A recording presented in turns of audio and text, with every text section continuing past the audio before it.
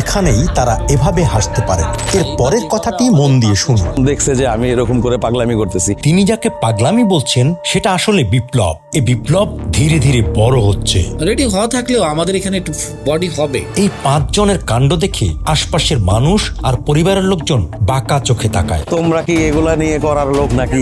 অস্ট্রেলিয়াতে ভিসা হবার পর বাসা থেকে পালিয়ে যান, বিদেশে পড়তে যাবে এবং বিদেশে সেটেল হবে। তো এটা আসলে আমাকে সামটাইমস হার্ট করে একটু। সমাজের প্রচলিত মিথ ভেঙে নতুনদের জন্য গল্প লিখছেন এই তরুণেরা। চলুন গল্পটা দেখি। আমার একটা লোক আছে যে কৃষি কাজ টাজ দেখে, তো উনি একবার হঠাৎ করে এই লাগাইছে, বেগুন গাছ লাগাইছে। তো প্রথম বেগুন যখন ছিঁড়ছি মনে হয়েছে যে এইটা মনে হয় পৃথিবীর সব থেকে দামি বেগুন, এর থেকে টেস্টি আর পৃথিবীতে কোনো খাবার নাই। পরে আমি কখনো বেগুনই খাইতাম না। তো এই যে এক্সপেরিয়েন্স গুলো একটা একটা করে তারপরে দেখা গেছে আমি গাজর করি, মিষ্টি কুমড়া, আলু, ধান করছি, মরিচ, পেঁয়াজ, রসুন করছি। তো এগুলো এক এক করে করতেছি। কৃষি অ্যাকচুয়ালি পাগল মেয়ে, আমাকে কৃষি পুরো পাগল বানায় ফেলছে। মাটি এবং এই শাকসবজি আমাকে পুরো পাগল করে ফেলছে। আমি আসলে এই যে গত জুনেই জাপানে গেছিলাম, জাপানে থেকে আমাকে একটা ইনভিটেশন দিছিল যে কৃষি কাজের জন্যই মেইনলি। তো ওদের একটা প্ল্যানিং আছে বাংলাদেশে আপনার ই করার, একটা সালাদ চেইন করার। আমার প্রোডাকশন যা আছে সব আসলে অর্গানিক, 100% অর্গানিক করার চেষ্টা করি আমি। তো ওরাও আবার এই অর্গানিক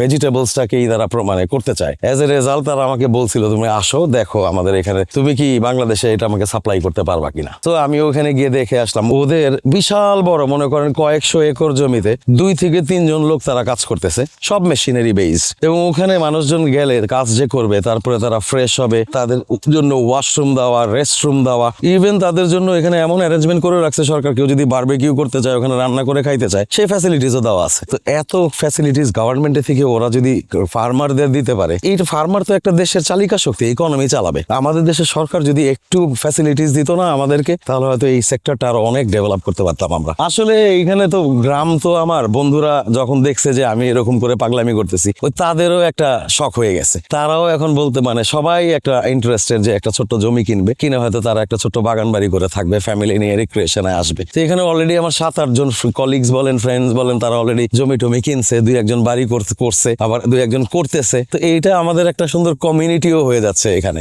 এত বিজি লাইফ বাদ দিয়ে তারা এখানে একটু শান্তি খুঁজতে চলে আসে, এটা তারা এনজয় করে। সবাই কৃষি কাজের সাথে যুক্ত। যারা জমি কিনছে জমিটা ফেলে না রেখে তারা ওইখানে একটু শাকসবজি করে, ফুলের গাছ লাগাচ্ছে, ফলের গাছ লাগাচ্ছে, ওইটা এসে দেখতেছে। আসলে ওই যে আমার যে 10 বছর আগে যে এই এক্সপিরিয়েন্স গুলো ওরা এখন নিতেছে। যাওয়ার জন্য পাগল তারা, যায় বিদেশে, আমেরিকা, ইউরোপে, ওই সব দেশ ছাড়া তাদের ভালো লাগে না, ওইখানে নাকি ডেভেলপড ইকোনমি। আমিও একটা সময় মনে হয়েছে, কিন্তু আমার মনে হয়েছে আমারও অপরচুনিটিজ আসছিল বাইরে অস্ট্রেলিয়াতে যাওয়ার, কিন্তু আমি আসলে ইনফ্যাক্ট বলতে গেলে আমি বাসা থেকে পালাই গেছি ওই দিন, যেদিন আমার যাওয়ার সুযোগ হয়েছে। কিন্তু এরপরে মনে হয়েছে যে বিদেশে না গিয়ে নিজের দেশে কিছু একটা করাটা আমার মনে হয় সব থেকে ফ্রুটফুল হয়েছে। আমি তো মানে 5টা লোকের কর্মসংস্থান দিতে পারছি। কৃষি কাজ আমাকে এমন একটা পর্যায়ে নিয়ে গেছে যে আমার মনে হয় এইটাই আমার সব। আমি আসলে একজন টিচার, ইংলিশ মিডিয়ামে আমি মানে O level, C level studies, CA, ACC. আমাদের মানে প্রফেশনটাই এরকম যে ক্লাস নিতে হয় একটু হয়তো ওয়েল ড্রেসড এরকম ভাবে, কিন্তু এইখানে আসলে আমি আবার রাখাল হয়ে যাই, কৃষক হয়ে যাই। এইটা শান্তি বেশি পাই মনে হয় আমি বেশি। ওইখানে আমাকে ভালো কাপড় চোপড় পরেই থাকতে হয়, যেমন টাকিন করতে হয়, জুতা পরতে হয়। যদিও এখন একটা স্টেজে এসে আমাদের একটু রিল্যাক্স হয়ে গেছি, কিন্তু তারপরে একটা সময় ছিল যখন আমাদের অনেক ফর্মাল ওয়েতে ওখানে অপারেট করতে হইতো। এইখানে এসে আমি হাফ প্যান্ট, ট্রাউজার, গেঞ্জি পরে আমি থাকি, এইটাই আমার পরিচয়, এইভাবেই আমি কমফোর্টেবল থাকি। আমি গরুকে পরিষ্কার করি, মাঝে মাঝে ময়লা গোবর ধুয়ে ফেলি, ঘাস নিয়ে দেই।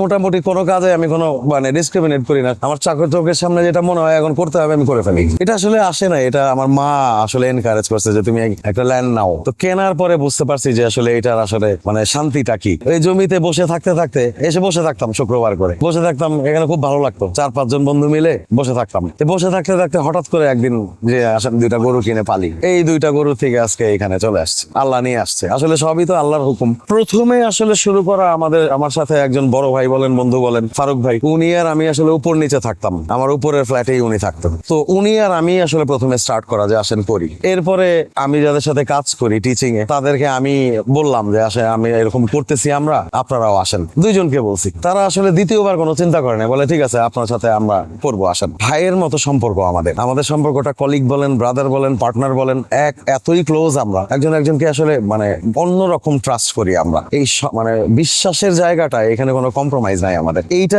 এমন একটা বড় জায়গা, সেও যদি আমাকে একটা কিছু বলে সেকেন্ড টাইম আমি চিন্তা করবো না। বাংলাদেশের শুরুটা খুব কঠিন, কিন্তু একবার কষ্ট করে একটা পর্যায়ে মানে যদি আপনি যান, সময় আসলে মানুষকে আল্লাহ দিবেই রিটার্ন। আপনি যদি টাইম ইনভেস্ট করেন, শ্রম ইনভেস্ট করেন, আপনাকে আল্লাহ একটা না একটা সময় দিবে আমার মনে হয়। আমি একদম অল্প থেকে শুরু করে আজকে আমাকে একটা পর্যায়ে আনছে, আমি আল্লাহর মতে পরিবার নিয়ে ভালো থাকতে পারি। ওই তখন যদি আমি ডিসিশন নিতাম যে আমি চলে যাব, ঢাকায়ও আমাদের একটা প্রতিষ্ঠান আছে, এখানেও আছে, আমি হয়তো এতগুলো কর্মসংস্থান তৈরি করতে পারতাম না যদি চলে যেতাম। অ্যাকচুয়ালি কি এই সেক্টরটা, এই ফার্মিংটা, এটা আসলে যত বড়ই কোম্পানি হোক, মানুষ কিন্তু দিন শেষে চিন্তা করে গরুর ব্যবসা। কিন্তু আমাদের যে 5 জন, আমরা সবাই খুব প্রাউডলি বলি, ইভেন এখনো আমরা কোরবানির সময় গরু ডেলিভারি দিতে যাই। এখনো এই পর্যায়ে এসে আমরা 5 জনই গরু ডেলিভারি দিতে এখনো যাই। আলাউদ্দিন সুইট মিটের যে মালিক, সে নিজে পর্যন্ত গরু একজনের বাসায় গিয়ে ডেলিভারি দিয়ে আসে, আমি দিয়ে আসি। আমাদের একজন স্যার আছেন, উনি সব সময় আসতে পারেন, কিন্তু কোরবানির সময় উনি এসে হ্যাঁ আমি একটু 2-4টা ডেলিভারি দিই, একটু কষ্টটা কমাই দিই। তো এই যে দেখেন একজনের জন্য ফিল করা, এটা কিন্তু আসলে আমাদের দরকার নাই যাওয়ার, তারপরে আমরা যাই যে হ্যাঁ আমরা কিন্তু কাস্টমারের সাথে একটা রিলেশনশিপও বিল্ড করার চেষ্টা করি। সামটাইমস হয়েছে কি, আমি যে আমার সাথে যারা, তারা তো সবাই ওয়েল অফ ফ্যামিলি, তো মাঝে মাঝে আমি চিন্তা করছি ওদের কি আসলে প্রেস্টিজ বা ইগোতে লাগে কিনা, এরকম কিছু একটা। পরে একটা সময় গিয়ে দেখলাম যে আমি চিন্তা করি, তারা কখনো এটা চিন্তাও করে না তাদের ইগোর ব্যাপারটা। তারা সবসময় চিন্তা করে যে আমরা একসাথে একটা কিছু করতেছি।